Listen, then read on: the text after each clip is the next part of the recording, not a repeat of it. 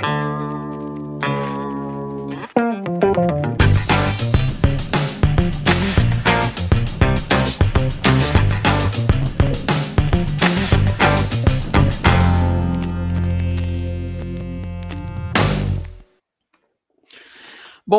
dia, bom dia, bom dia! Sejam todos muito bem-vindos! Estamos aqui para mais uma live, desafio 20 lives. Eu preciso saber se vocês estão me vendo, se vocês estão me ouvindo. Como sempre, aquele joinha básico. Cheguei 2 minutos atrasado hoje aqui, estava resolvendo um probleminha. A gente também tem problema, né, para resolver. Estamos tentando cancelar uma internet aqui, estão querendo cobrar fidelização que nós não assinamos. Eu estava tentando resolver esse probleminha, por isso peço desculpas aí. Trazer 2 minutinhos, tá? Mas já estamos aqui, apostos, para mais uma live, certo? E hoje, nesse nosso desafio 20 lives aqui, só tenho a agradecer primeiro, né? Todos vocês que estão aqui comigo. E vejam, quando eu falo para vocês da nossa caminhada, né? É que a gente vai observando que a gente vai ficando mais longe, né, da linha de partida, né? E a gente vai chegando mais próximo da linha de chegada. Então, a gente vai vendo que a coisa flui, né? A coisa funciona. Quando a gente decide que é isso que a gente vai fazer, quando a gente coloca uma pequena meta, um pequeno desafio, a coisa vai acontecendo, né? Então é muito legal isso, é muito legal. Muito legal ver que todos vocês compraram essa ideia aqui com a gente, né? De estarmos juntos nessa jornada aí em busca dessas 20 lives, que, repito, né, é só o aquecimento, que é um aquecimento para a nossa Semana de Direito Médico na Prática, que está chegando também, que começa na segunda-feira que vem, dia 29 de junho, né? E é muito, muito, muito interessante ver essa nossa... Se a gente parar, né, para olhar quantos assuntos a gente passou aí nesses dias, né? O quanto cada um de nós aqui conseguiu agregar um pouquinho, né, na sua atividade, conseguiu agregar um pouquinho no seu dia a dia. Aposto que muitos de vocês no início acharam que não iam conseguir acompanhar o ritmo. Muitos de vocês tinham convicção de que seria difícil, né? E é difícil, claro que é. Se fosse fácil, todo mundo faria, né? É difícil, mas é o tal do comprometimento, né? É o tal do comprometimento e é o que traz resultado. É o difícil, mas é o difícil com comprometimento. O difícil com comprometimento, aos poucos ele vai ficando mais fácil, ele vai ficando mais tranquilo, né? Isso que é legal. Então, assim, obrigado pela companhia de vocês. Pois é, ontem tivemos uma entrada surpresa numa live, né? Essa galera animada do direito médico norte a sul, essa turma que está se formando aí, essa galera animadíssima. Então, eu não tenho como eu não tenho nem como expressar. Eu fiquei realmente emocionado. Eu estava de pijama, né? Quem viu, quem não viu, não vê mais. Mas foi uma live muito legal. Eu estava lá acompanhando desde o início, né? Galera, Milene, Eduardo, Giane, Simone, Betânia, Lídia, pessoal que está criando aí esse movimento do direito médico, né? De norte a sul, e muito bacana. E aí fui surpreendido aí por o convite para entrar com eles na live. Eu estava já em casa, já estava me preparando para fazer o terceiro tempo, né? Do direito médico lá em casa. E aí, enfim, não tinha como não aceitar o convite. Então, acompanhe a turminha aí, muito, muito legal do Direito Médico Norte a Sul. É um projeto realmente interessantíssimo. E Eu falei Milene ou Milena? Não, eu falei Milena, não falei Milena? Ou Mi, vou chamar de Mi. Pronto. Mais fácil. Aliás, eu quero depois, por favor, disponibilizem uma cópia dessa live para mim, porque eu preciso guardar ela aqui nos meus arquivos. Muito bem, todos. Já, meu querido Armando, já estava de pantufas. Não uso pantufas, não uso, também não uso Crocs, odeio, não gosto, tem jeito. Gosto de andar descalço, dá tudo certo. Pessoal, vamos lá, vamos ao que viemos, né? A gente está aqui hoje para falar de um tema que assim, a gente tem colocado esses temas da manhã, eles têm sido temas um pouco mais técnicos, né? Vocês têm visto que de manhã a gente debate alguns assuntos. Aliás, postei no Instagram esse dia, 3 dislikes bateram um recorde aí. Eu quero saber quem foram esses 3 dislikes na live, hein? 3, meu! Eu não pude nem colocar a culpa em ninguém, porque era uma live sozinho. Brincadeiras à parte, pessoal, eu agradeço demais. A gente passou de 8 mil inscritos no canal. Fiquei felicíssimo. E por ver a quantidade de gente. Não é o número. Eu tenho tantos mil inscritos, tal. Não é isso, não é essa pegada de blogueirinho, não. É, de youtuber, né? Isso aí, na verdade, é a alegria que eu fico de ver tanta gente aí dentro do direito médico, querendo conhecer, querendo estudar, querendo falar sobre isso. É isso que me traz essa alegria toda. Não é like, dislike, enfim. É entrar numa live aqui hoje, ver tem 150 pessoas praticamente no YouTube, mais quase 50 pessoas no Instagram, e a gente criando esse movimento em torno do direito médico. Então, é isso, né? Hoje a gente tem base sólida, a gente tem números, né, para saber o quanto as pessoas estão desenvolvendo no direito médico, o quanto as coisas estão acontecendo no direito médico, né, dentro do nosso corpo de alunos. Então, hoje a gente tem base, né? E como eu falei para vocês ontem, conhecimento é poder, né? Então a gente tem um poder nas mãos, porque é o conhecimento, é saber como cada um de vocês está evoluindo, como cada um de vocês está caminhando, para onde a gente deve ir, sempre tentando estar um passo à frente com vocês. Esse que é o lance. A gente está sempre tentando buscar elementos, estudos, conhecimento, para que vocês possam estar sempre um passo à frente. Vocês possam estar sempre um passo, terem sempre uma previsão do que vai acontecer, né? Então, acho que isso faz uma diferença muito grande aqui no nosso dia a dia, na nossa atividade, né? Para vocês, é para vocês que a gente faz tudo isso. É para que vocês possam evoluir, para que cada um de vocês possa efetivamente ir se tornando uma referência no direito médico. É esse o nosso trabalho pesado aqui. Muito bem. O tema de hoje, portanto, é um tema técnico, né? Obviamente que eu não vou entrar na questão, primeiro, política, porque não é a minha função, não é meu papel, né? Até gosto de bater papo sobre política, mas não será aqui, obviamente. Eu acho que falarmos de política é sempre muito interessante, sempre muito importante. A nossa vida, né, em sociedade, ela é política, desde o início dos tempos, desde a Roma antiga, né, da polis, né? Muito bem. Mas, enfim, e também não vou entrar na eficácia da medicação, né? O assunto hoje é sobre a hidroxicloroquina ou cloroquina, né? É o mesmo princípio ativo. Hidroxicloroquina, me parece, pelo que a gente lê, que é um pouquinho menos tóxico, mas é o mesmo medicamento, né? Na base, no componente ativo, digamos assim. Mas a questão é que os médicos têm muita dificuldade hoje, e é uma insegurança jurídica que existe com relação à utilização.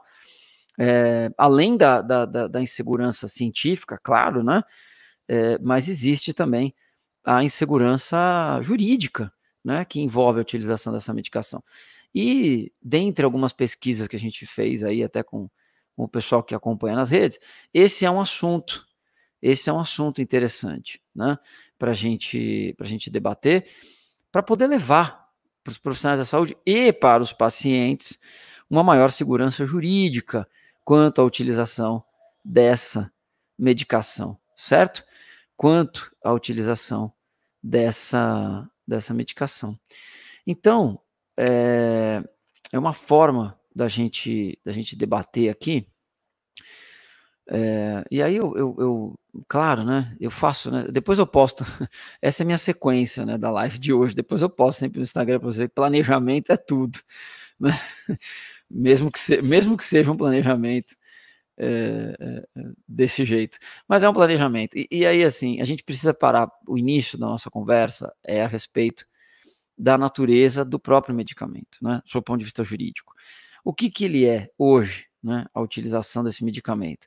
Ele é um medicamento considerado experimental? Ele é um medicamento considerado off-label? Qual é a sua... Porque, vejam, essa definição, ela já traz consequências jurídicas diferentes.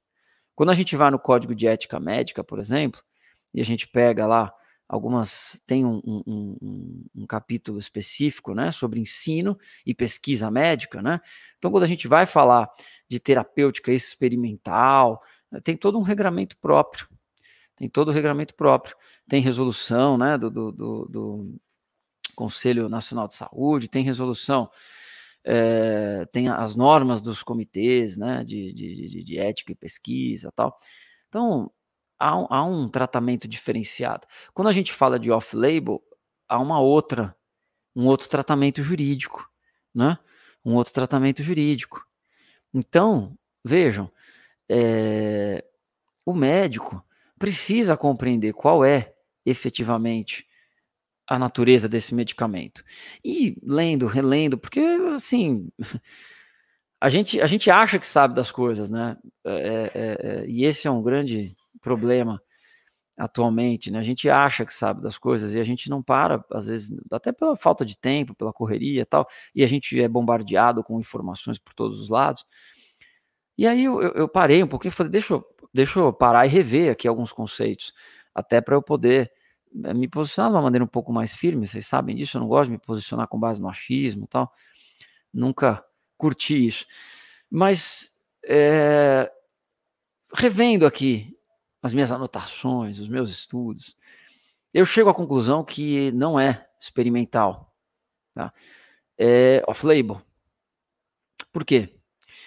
Porque a cloroquina já possui um registro na Anvisa, né? Já está lá registrado, enfim, como medicamento. Tem uma bula desse remédio, né? Só um minutinho, pessoal, eu vou pedir. Faz um favorzinho para mim. Fecha a janela. Obrigado. Eu esqueci de fechar a janela aqui, tá fazendo um barulhinho, não sei se está vazando para vocês ou não. Eu também tenho meus toques, tá, pessoal? Mas eu esqueci de fechar a janela e eu tô ficando incomodado com a janela aberta. Pronto, fechou a janela. Muito bem. Então, veja, a cloroquina é uma medicação registrada na Anvisa, indicado para tratamento da malária e amebíase hepática. Além disso, também pode ser usado para tratamento de artrite reumatoide, lúpus e doenças que provocam sensibilidade dos olhos à luz. Mais ou menos isso que está na bula, na cloroquina. Então não tem nada aqui para outras síndromes virais, enfim, não tem essa prescrição, certo? Não tá, a bula não está prescrito essa utilização. Está bem clara. Tratamento da malária, amebíase hepática, né? Artrite reumatoide, lúpus e doenças que provocam sensibilidade dos olhos à luz. Então, essa é a utilização primária dela, né? Inclusive, quando a gente pega a posologia, é uma posologia curta, né? Tratamento agudo da malária, por exemplo, pessoas com 15 anos ou acima, 4 comprimidos no primeiro dia, 3 comprimidos no segundo e no terceiro dia, quer dizer, são 3 dias de tratamento, né? 3 dias para malária. Aí, para lúpus, tem a dosagem aqui de miligrama por quilo, tal. Tratamento da amebíase hepática, tem aqui também, tá, mas assim, em regra, né, que é o uso da malária, que é o uso mais forte, ele tem uma utilização curta, 3 dias. E a gente sabe que no tratamento que está sendo utilizado para a COVID, é um tratamento mais longo e associado a outros medicamentos também. Só que os outros medicamentos, azitromicina, por exemplo, é um antibiótico, tá ok, tá tudo certo. Antibiótico tem lá o seu uso e é um antibiótico de amplo espectro e tal, é bem tranquilo nesse sentido, né? Então, vejam, ele tem o seu registro na Anvisa, ponto. Quando ele é absolutamente experimental, o que eu posso dizer é o seguinte, a gente poderia até conciliar os conceitos. Eu diria que é um uso off-label, porque o off-label, numa tradução bem rasteira, né, é fora da etiqueta, fora da bula. É isso, é isso. Então, quer dizer, já tem a bula, já está registrado, ele já existe no mercado, já é comercializado de forma muito ampla até, era, né, agora restringiu um pouco. Então, isso traz uma diferença muito grande, porque se a gente considerar que ele é um medicamento absolutamente experimental, ele não poderia estar sequer entrando nos protocolos de utilização do Ministério da Saúde, ele não poderia estar sendo sequer sendo recomendado, né, a sua utilização pelo Conselho Federal de Medicina, porque o uso experimental tem uma série de regras, observações e critérios, né, éticos principalmente, né?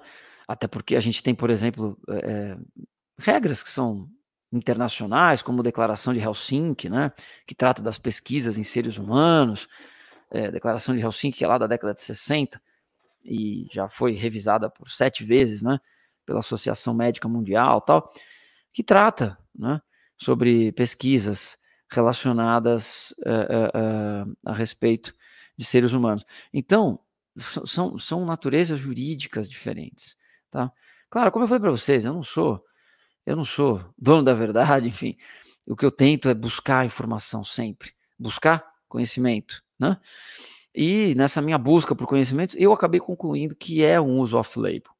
E sendo uso off-label, a gente consegue trazer para o profissional médico um pouco mais, digamos assim, de segurança jurídica do que o puramente experimental, 100% experimental, né? 100% experimental, por exemplo, vou trazer um exemplo bem claro para vocês da confusão que foi, né, aqui em São Paulo e refletiu no Brasil, com a tal da fosfetalonamina, a pílula do câncer, né? Aquilo era 100%, aquilo é totalmente experimental. Não tinha, aquilo não estava registrado na Anvisa para tratar nada. Era um componente químico criado por um cientista, tal, que até já faleceu, o idealizador, né? Dentro de um campus da USP e tal. E qual foi a grande discussão na comunidade científica da época? Veja, não há evidência nenhuma. Não se sabe, isso não pode ser considerado nenhum medicamento, né? Não era nenhum medicamento.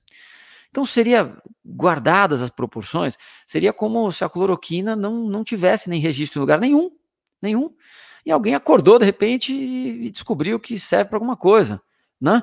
Então, vejam, por isso que eu acho que quando a gente pega um exemplo, partindo até para uma questão um pouco mais distante, né? A gente consegue traçar esse paralelo, né? Então, vejam, aquilo era efetivamente experimental. Tanto que depois veio o projeto de lei, tanto que veio depois a legislação determinando que fosse feito estudo, tal. E aí foi feito estudo, o Estado de São Paulo fez, enfim, e aí concluiu que não era eficaz. Também não vou discutir. Eu sei que tem uma série de teorias da conspiração sobre a indústria farmacêutica, tal. Não é essa a nossa função aqui, né? Mas vejam, concluiu-se que não era um medicamento, não era eficaz para aquilo que se destinava, tal. E aí o assunto morre, digamos assim. Então, vejam, a gente tem que concluir para poder avançar na discussão, a gente tem que ultrapassar algumas fases. O pensamento filosófico, assim, você tem o silogismo, né? Você tem a premissa maior, premissa menor, tal. Eu gosto muito de desenvolver esse pensamento filosófico, porque a gente forma uma primeira premissa, né? Depois essa premissa vai ser testada para ver se ela é ou não, enfim. Mas é uma premissa. E a premissa é uma medicação off-label, tá? O seu uso pode estar sendo experimental. O seu uso pode estar sendo experimental. Porque efetivamente a gente está trabalhando com uma doença que não tem ainda uma medicação efetiva. Então o seu uso, né? Mas na sua origem ele é off-label. O off-label, só para a gente pegar aqui, eu separei algumas coisinhas para a gente repassar rapidamente, né? O Conselho Federal de Medicina, ele tem um parecer muito interessante a respeito de prescrição de medicamentos off-label, tá?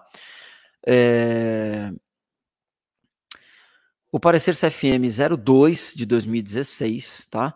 Trata da prescrição de medicamentos off-label, traz algumas orientações, né? Na sua ementa já diz: os procedimentos médicos off-label são aqueles em que se utilizam materiais ou fármacos fora das indicações em bula ou protocolos. E aqui é importante, hein? E sua indicação e prescrição são de responsabilidade do médico. Do médico. Repito, do médico. Quem faz essa avaliação é o médico. E o off-label tem uma característica interessante, ele não foge, vejam, quando eu coloquei para vocês aqui, eu vi que a Clara está comentando aqui, ótima colocação, né, o seu uso experimental, porque ele não deixa de ser, porque é um uso experimental, mas ele é um uso experimental de análise inicialmente meio que empírica, né, porque ela é observacional, né? Ela é absolutamente observacional, porque você não consegue ter. E por que a responsabilidade do médico é grande quando vai utilizar 02/2016, tá? O parecer do CFM. Isso, obrigado, Marcelo. Estou vendo aqui no Instagram, já colocou. Porque o médico tem que manter um traqueamento. Ele não pode deixar o paciente fora de um acompanhamento. Esse paciente tem que ser traqueado, ele tem que ser acompanhado quando você vai utilizar a medicação off-label, né? Você não pode simplesmente aplicar e não acompanhar o que está acontecendo. E o problema é que quando a gente faz isso em massa, porque é uma utilização em massa, passa a ser. A gente está numa utilização off-label em massa. O perigo é você perder esse traqueamento, é você perder esse rastro. E isso não pode acontecer. Veja, é muito importante que os médicos que decidam utilizar pela cloroquina, e aí eu já coloquei um primeiro fator importante, o parecer do Conselho Federal de Medicina, que fala do uso da cloroquina, ou hidroxicloroquina, é o parecer, vão anotando aí, pessoal, é o parecer CFM 04 de 2020. 04 de 2020. E lá no final, ele diz o seguinte, nas suas conclusões: o Conselho Federal de Medicina propõe considerar o uso em pacientes com sintomas leves, considerar o uso em pacientes com sintomas importantes, considerar o uso compassivo em pacientes críticos, né? O princípio que deve obrigatoriamente nortear o tratamento do paciente portador da Covid-19 deve se basear na autonomia do médico e na valorização da relação médico-paciente. Diante da excepcionalidade da situação e durante o período declarado na pandemia, não cometerá infração ética o médico que utilizar a cloroquina ou hidroxicloroquina nos termos acima expostos em pacientes portadores da Covid-19. Então vejam só, o Conselho Federal de Medicina deu um salvo-conduto.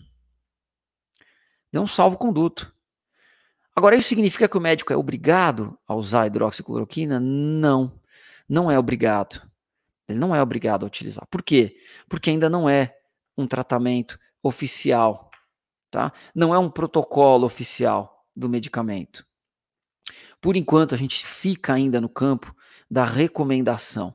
E isso vale, vejam só, é importante a gente ter essa visão.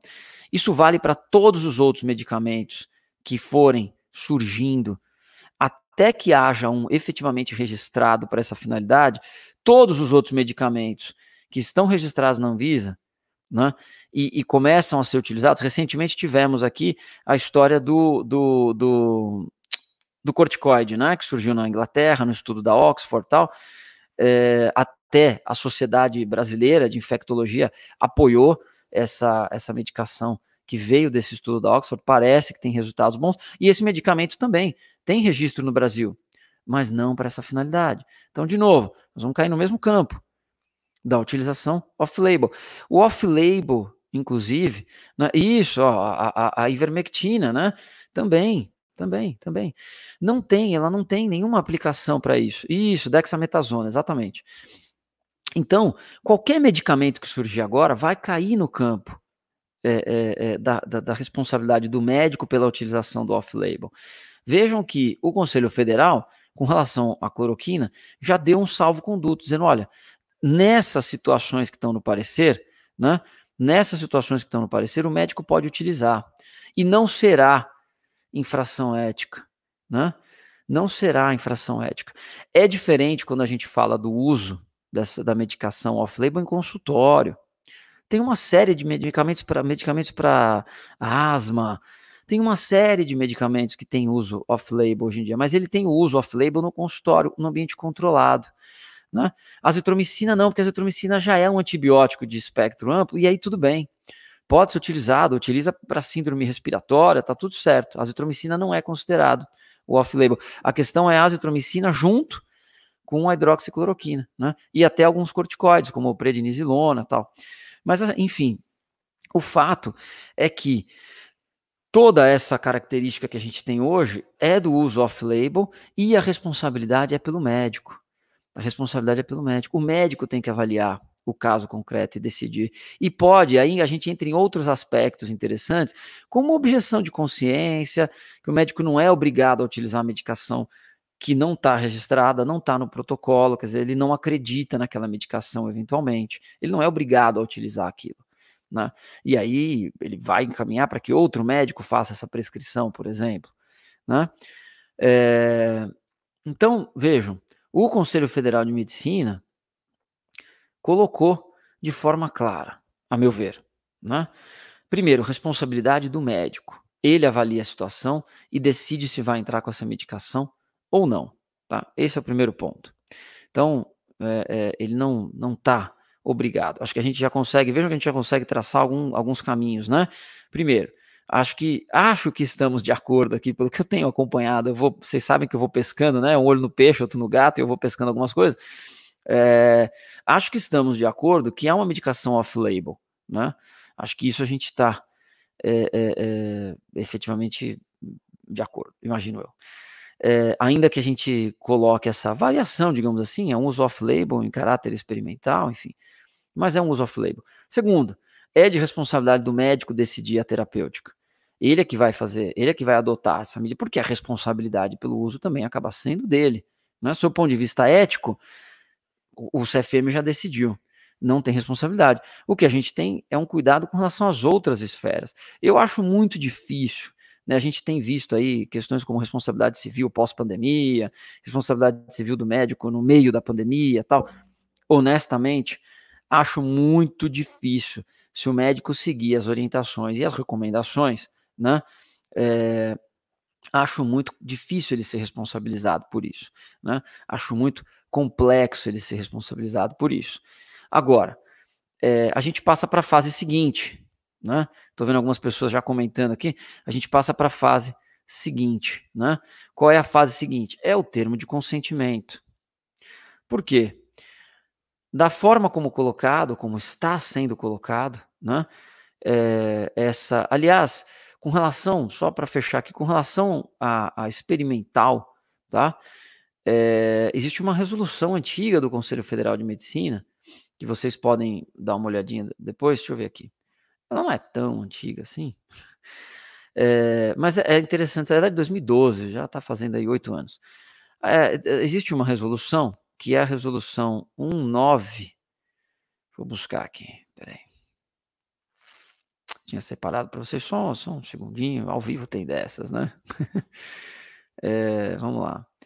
19, essa aqui, ó, 1982 do Conselho Federal de Medicina de 2012, que dispõe sobre os critérios de protocolo e avaliação para o reconhecimento de novos procedimentos e terapias médicas pelo Conselho Federal de Medicina. O que acontece? Pelo Conselho Federal de Medicina, não, pela lei do ato médico, o Conselho Federal de Medicina é quem detém a competência para estabelecer quais são os procedimentos experimentais, quais são as terapias experimentais. É dele, é uma competência legal. Foi o Congresso Nacional que atribuiu ao Conselho Federal de Medicina. Só que, em 2012, a gente já tem essa resolução 1982, que dispõe sobre os critérios de protocolo e avaliação para o reconhecimento. Então, vale a pena, assim, pegando bem o gancho da nossa conversa de ontem, conhecimento, né? Conhecimento é o poder, né? Conhecimento. Então, é muito interessante vocês darem uma olhada para entender como é o processo de incorporação, né, de novas terapias, de novas, enfim, novos procedimentos, né, a serem reconhecidos pelo Conselho Federal de Medicina. A gente tem uma briga, digamos assim, grande, envolvendo algumas áreas, por exemplo, ozonioterapia é uma delas. Eu também não vou entrar aqui de maneira específica, pelo amor de Deus. Mas a ozonioterapia é uma delas, que vive em constante linha de tensão com o Conselho Federal de Medicina, tem uma resolução própria para isso, para como incorpora isso, né, nessas novos procedimentos. Então, enfim, aí fechando aqui esse parênteses, vamos ao. Eu vi que vocês estão jogando algumas perguntinhas, pessoal. Eu não estou conseguindo pegar tudo, mas depois no final a gente abre aqui para algumas discussões interessantes a respeito desse tema, tá bom? O consentimento do paciente, tá? Consentimento do paciente. Uma das regras básicas aqui da utilização que vem sendo, aliás, o próprio documento do Ministério da Saúde coloca isso, né? E, ó, Milena, acabei de pescar, a verdade. A ozonioterapia foi aprovada para os biomédicos. Agora saiu uma resolução do Conselho Federal de Biomedicina, essa semana ou semana passada, né? Aprovando o uso pelos biomédicos. Então, vejam, mas não quero entrar também nessa discussão, porque eu sei que existe aí uma batalha enorme, até judicial, a respeito da ozonioterapia dentro da medicina. O termo de consentimento, ele foi estabelecido, né, até por aquela orientação, aquele documento do Ministério da Saúde, que tem até modelo de termo de consentimento ali, para os pacientes que vão fazer o uso, né, da cloroquina, né. Então, vejam, eu tenho muita dúvida com relação à utilização desses termos de consentimento, nesse momento. Primeiro, é claro que o consentimento do paciente, ele é fundamental nessa relação, justamente porque é uma medicação off-label, né. Mas eu tenho uma certa dúvida, até, pelo momento que vai ser utilizada essa medicação. Quando a gente fala, por exemplo, do uso compassivo da medicação, o uso compassivo da medicação é quando você já tem um paciente crítico, né, que já está ali em ventilação mecânica, né, já está com uma lesão pulmonar, né, grave, enfim. Eles chamam aquele pulmão de vidro fosco, né, que chama, eu acho que é isso, é um termo interessante. Qual é a validade jurídica desse termo de consentimento? Porque o termo de consentimento, consentir, né, o próprio nome já diz, consentimento livre e esclarecido, é esse o termo que a gente usa. Então, consentir, né, autorizar, permitir, de maneira livre e esclarecida. Todos esses termos que são utilizados no tal do TCLE, eles estão de alguma maneira viciados pelo momento, né. O consentimento, ele vem de uma manifestação de vontade livre, que a gente não sabe se é livre. Por quê? Porque é um paciente que está num estágio e com tanto medo, com tanto receio, né, que ele vai acabar aceitando qualquer terapia que lhe for proposta. E esclarecido, é também difícil a gente falar num termo esclarecido, porque qual é o grau de esclarecimento que nós temos a respeito dessa medicação? Qual é o grau de esclarecimento que nós temos, né? É difícil, é difícil. O consentimento, o termo de consentimento, aliás, vocês podem até buscar, né, na recomendação do Conselho Federal de Medicina 01/2016, tem as regras para se obter o consentimento do paciente, né? Tem as regras.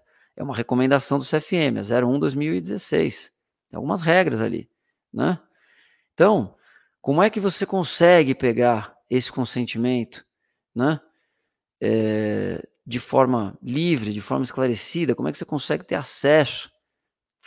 Então, vejam, há uma dificuldade da gente encarar esse consentimento no futuro. Porque como é que a gente eu estou vendo, Alessandra, é justamente isso que eu estou falando. É justamente nesse sentido. Tô vendo o Michel também falando ali na prática, é justamente isso que eu tô falando. O povo tá uma pressa, tá uma calma, gente, tô falando. É justamente nesse sentido. Como é que a gente consegue estabelecer a validade jurídica desse documento? Como é que a gente consegue estabelecer a validade jurídica desse documento se ele está sendo colhido num ambiente em que não há o ambiente formado para que a gente possa ter efetivamente o esclarecimento e a liberdade. E a liberdade. Falei sobre isso na recusa, né? Quem assistiu a live da recusa, falei sobre isso. Autonomia. Qual é o grau de autonomia, né, que a gente tem? Então, a responsabilidade do médico nesse ponto aumenta um pouquinho. Sobe um degrau, digamos assim, né? Porque ele vai ter que acabar utilizando a relação nesse momento vai ser quer ou não quer utilizar, não é? E em muitos casos vai utilizar, mesmo sem o paciente saber ou a família autorizar. Por quê? Porque o paciente vai estar entubado, sedado e não vai conseguir falar com a família nesse momento. Não vai conseguir estabelecer esse contato necessário com a família. Então, muitas vezes, essa medicação vai ser utilizada até sem o consentimento. E colocar, vejam só, colocar o consentimento é uma forma de você minimizar a responsabilidade de quem estabelece o protocolo. Porque ou o protocolo funciona ou não funciona. Ou o protocolo tem a sua validade ou não tem. Porque o que dá a segurança jurídica para o paciente e para o médico é o protocolo. É o protocolo. Quando a gente fica no campo da recomendação, quando a gente fica no campo da orientação para que se utilize e transfere essa responsabilidade 100% para o médico e compartilhada com o paciente, veja, nós estamos colocando a decisão nas mãos dos partícipes mais frágeis da relação. Nós estamos no meio de uma pandemia. Nós não estamos falando de uma medicação que vai poder ser utilizada ou que está sendo avaliada num ambiente normal de temperatura ou pressão, como eu costumo dizer para vocês. É um ambiente denso, é um ambiente tenso, né? Em que nós estamos vivenciando aí médicos que estão sofrendo com o desgaste da atividade no dia a dia. Tenho recebido relatos aqui, né, de profissionais que não aguentam mais comunicar óbitos, que não tem mais estrutura emocional para comunicação de más notícias, porque eles aprendem na faculdade. A faculdade de medicina ensina a comunicação de más notícias, é uma técnica. Tem até curso de comunicação de más notícias. Os médicos aprendem a fazer a comunicação de más notícias, mas eles não estão conseguindo mais lidar com isso. Então, vejam, é um ambiente muito, muito complicado. É um ambiente muito complicado para todo mundo. Então, nós, né, que estamos aqui, e aí vejam quantas coisas a gente já falou, né, durante esses dias, essas semanas, semana passada, essa semana, parece que já faz tanto tempo que a gente está junto, que já foram tantos assuntos, mas a gente viu aqui a importância, né, quando a Giane, estou vendo que a Giane está comentando aqui, quando a Giane falou para a gente da experiência dela com a comissão da UAB, né, a importância de nós que temos essa visão mais ampla do direito médico, né, tentarmos, de alguma maneira, sermos atores também nessa relação, né? Sermos também partícipes disso, para tentar buscar, né? Tentar buscar possibilidades alternativas, né? Que possam, de alguma maneira, equacionar esse problema que está acontecendo, né? Tentar equacionar seu ponto de vista jurídico, até para fazer orientação a respeito da utilização do termo de consentimento, né? Claro que quando a gente fala de responsabilidade civil relacionada à Covid como um todo, tem uma série de etapas, uma série que começa já no hospital com a respectiva, com a realização dos isolamentos, a área isolada para a Covid, a área para outros tratamentos e tal, mas aqui a gente, obviamente, está restringindo na questão que foi a temática proposta aqui, que é a utilização da medicação, efetivamente falando. E a medicação aí está na mão dos médicos, não tem jeito. É uma responsabilidade médica prescrever ou não um medicamento, né? Então, resumidamente, assim, o que eu tenho orientado até com relação a isso? Primeiro, o médico avalia o caso, o médico avalia o ambiente, o médico avalia os pacientes e vê se, na ótica dele como médico, no seu dia a dia, os pacientes que estão tendo a introdução da cloroquina, né? Vamos esquecer um pouco, pessoal, assim, as questões macro, né?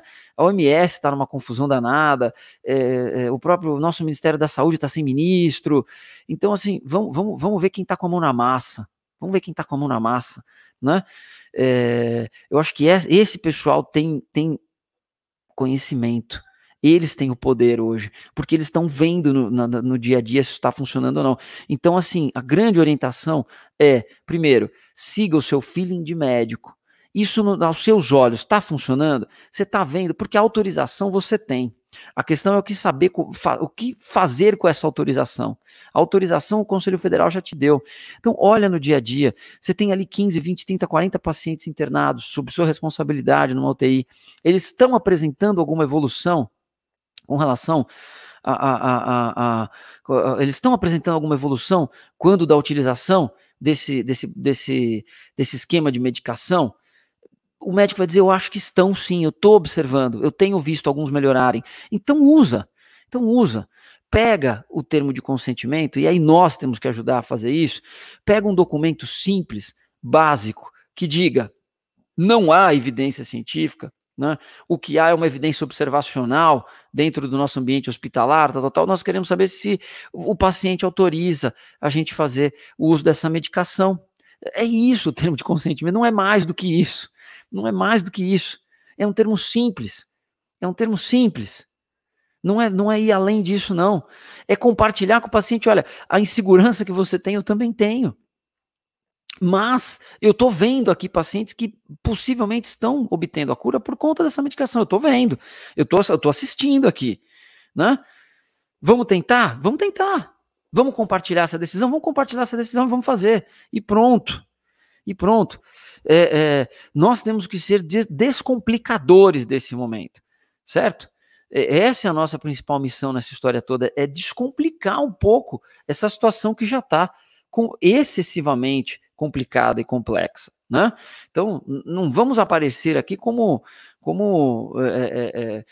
mais um foco na solução, não é foco no problema, né? O problema nós já temos, já morreram mais de 50 mil pelos números oficiais, não é isso? Então pronto, junte ali um grupo de médicos do hospital, né?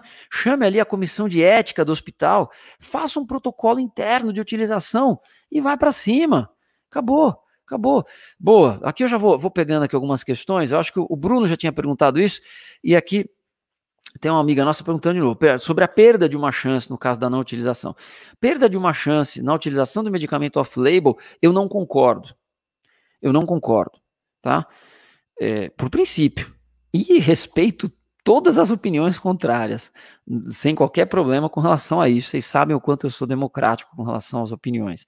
E acho que a gente cresce justamente nas divergências. Nas convergências a gente não cresce, a gente só concorda. A gente cresce nas divergências. Mas eu acho que não há não há que se falar em perda de uma chance, porque a perda de uma chance é uma teoria complexa. Não basta simplesmente você ter duas chances e perdeu a chance de utilizar uma. Essa é uma visão rasa que a gente normalmente tem a respeito da perda de uma chance. Perda de uma chance que é do direito francês, que foi aprimorado no direito italiano, ele é complexo, né? É isso aí, Marcelo, você tem que ter uma comprovação robusta, você tem que ter uma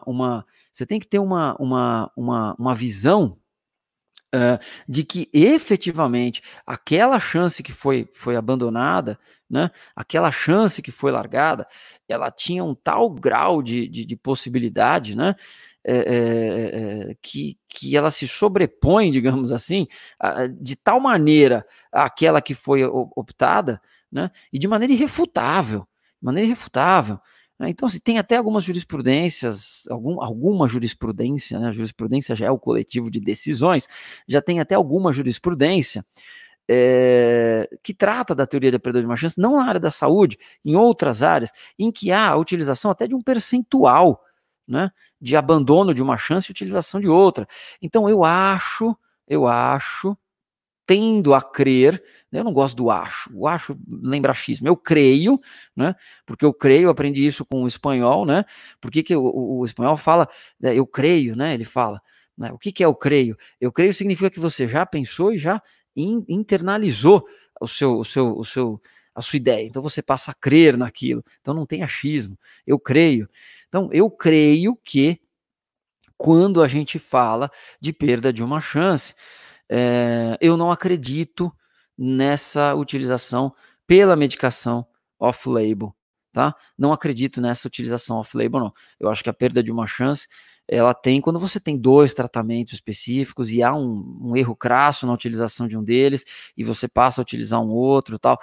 Eu não vejo nessa situação atual, mas totalmente discutível. Totalmente discutível, totalmente debatível, né, essa utilização. Então, como eu falei para vocês, foco na solução. Hoje, a solução que eu vejo dentro do ambiente hospitalar é esse: é você tentar juntar um grupo de médicos, fazer uma junta médica rápida, né? Porque não dá para ficar perdendo tanto tempo com isso. Aciona uma comissão de ética. Se tiver comitê de bioética, melhor ainda para participar em conjunto, né?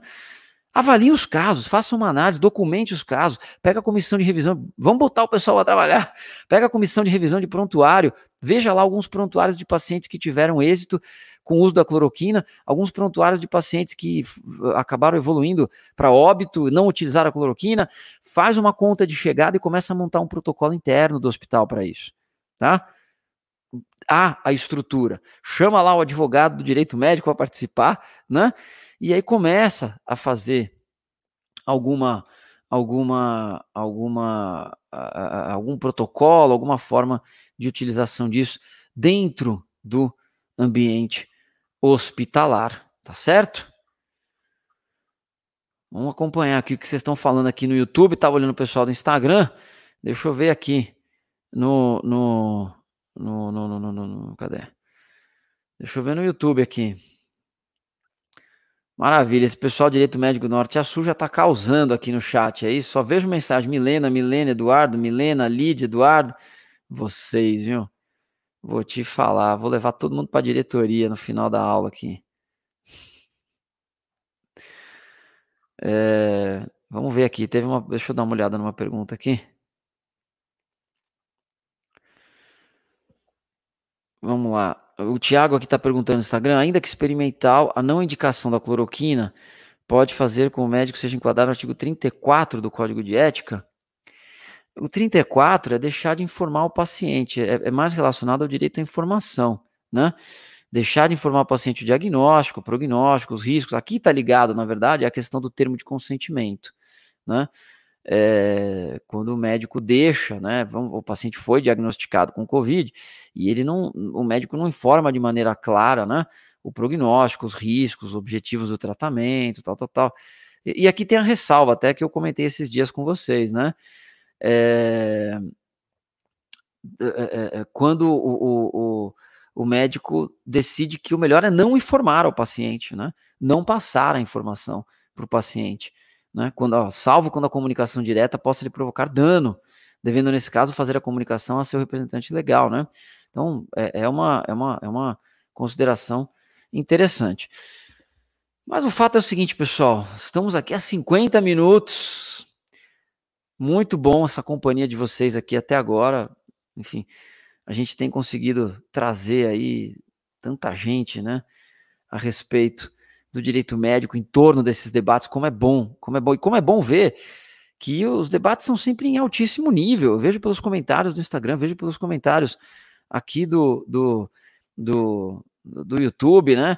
A galera aqui, a Milene pedindo aqui os likes aqui. Vamos dar like no YouTube, pessoal. Sem dislike hoje, hein? Dá só um like. Ontem eu tomei 3 dislikes aqui. Caramba, gente. Hoje vamos só dar like, vai. Vamos deixar mais alegre o meu dia. Ai, meu Deus do céu, brincadeira, viu? Pessoal, lembrando que isso aqui é só o aquecimento para a Semana Direito Médico na Prática, que começa a semana que vem, que é o nosso evento que antecede. Eu vou pegar aqui o gancho da pergunta da Ana Luzia Lima, advogada. Obrigado pela sua participação aqui com a gente. É o nosso evento que antecede a abertura da próxima turma do programa de formação.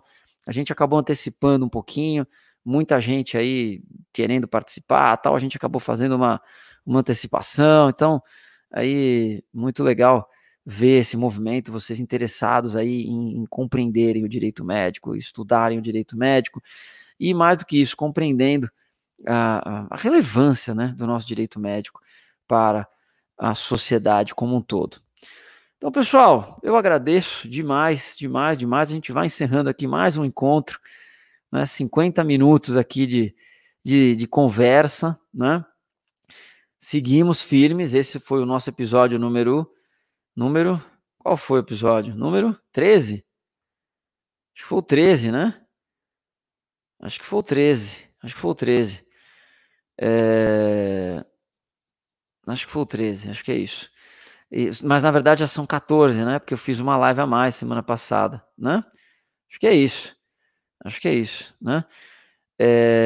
Não, então, Ana Luzia, é isso mesmo. A gente abre a semana de... Pode participar, Michel, pode participar da Semana de Direito Médico, sim. Acadêmico pode vir também, né? É, podem, podem participar. E depois, no final, a gente abre as vagas, né? O legal é isso, que a gente passa uma semana só falando de direito médico, coisas práticas do dia a dia do direito médico, tá? Vai ser uma semana muito prática, né?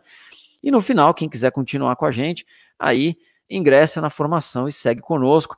Quem não continuar, segue comigo aqui também nas redes. Vocês sabem que a gente faz um trabalho grande com o programa de formação, mas eu tenho esse compromisso sempre com vocês aqui de levar todos esses conteúdos aqui a respeito do direito médico, viu?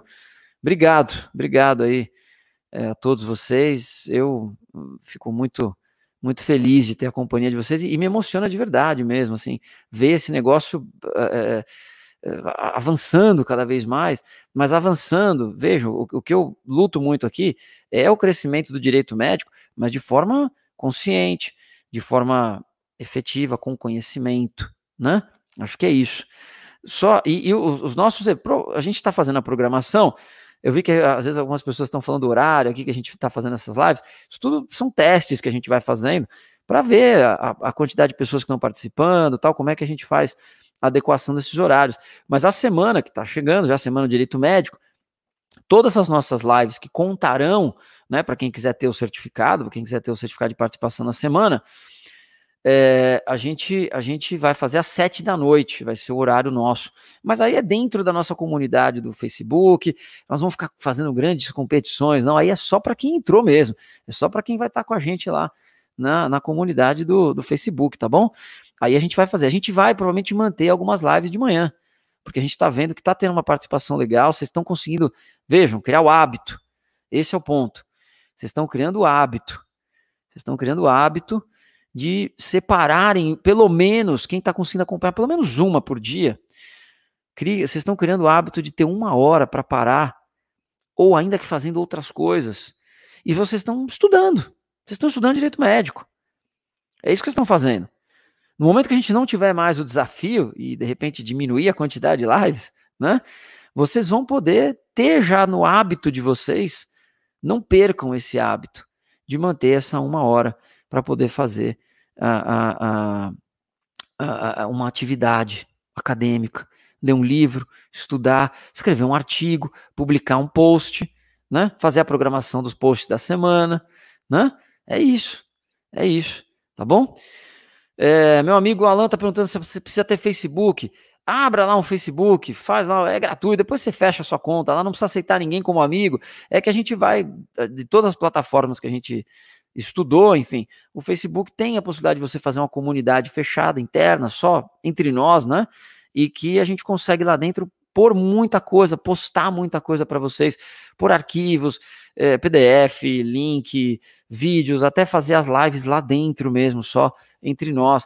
Então a gente acabou criando esse ambiente, digamos assim, que é uma comunidade, né? É isso mesmo, Alessandra. A gente acha que a gente não tem esse tempo, né? A gente acha que não tem o tempo. E quando você consegue criar o hábito, encaixar uma atividade ali naquele horário, você vê que tem, né? Eu costumo dizer que se você quer pedir um favor, né? Peça para quem não tem tempo. Essa pessoa vai dar um jeito de fazer o favor. Quem tem tempo nunca consegue fazer o favor para nós. É impressionante isso, né? Então, é isso. Pessoal, muitíssimo obrigado pela companhia. Nos vemos às 4 horas da tarde, tá bom? Durante a semana, eu vou falar mais para vocês sobre a Semana de Direito Médico na Prática. E aí nos vemos, então, hoje, às 4 horas da tarde, né? Na nossa live. Coffee Break. Tô com saudade do bolo de cenoura já, hein? Vou ver se eu encomendo aqui 2 cenouras essa semana, o rapaz me entregar 2 quilos e fazer mais um bolinho aqui para nossa live Coffee Break, tá bom? Pessoal, brigadíssimo pela companhia de vocês. Nos vemos mais tarde, então, 4 horas. Um abraço, valeu.